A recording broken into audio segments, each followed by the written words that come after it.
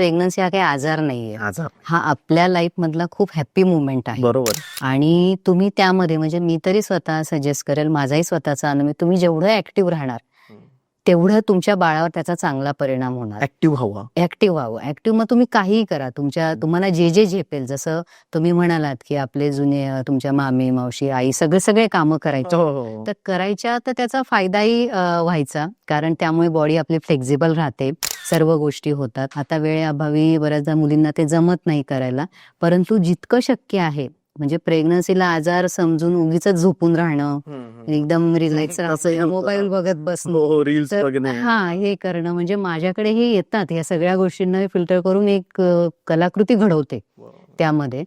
तर तो मुद्दा आहे की स्वतःला कम्फर्ट झोन मध्ये टाकू नका. ते टाकणं म्हणजे तुम्ही स्वतःला फसवून तुमच्या बाळावर त्याचे परिणाम देताय. लेझीनेस.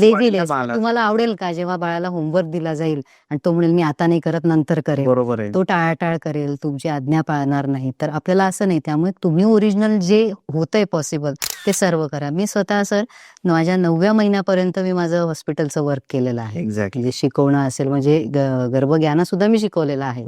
इव्हन ते करून मला बऱ्याच चक्कर पण यायची, पण मी माझं हे सोडलं नाही. जेवढं शक्य तेवढं करायचं. कारण आपण जेवढं ऍक्शन मध्ये राहतो तेवढं बाळामध्ये तो ऍक्टिव्हनेस होतो, आणि आई त्या काळात जेही काही करेल ते सर्व बाळापर्यंत पोहोचतं. या सगळ्या पूर्ण व्हिडिओ बघण्यासाठी YouTube वर जाऊन बँटर विथ चेतन सर्च करा.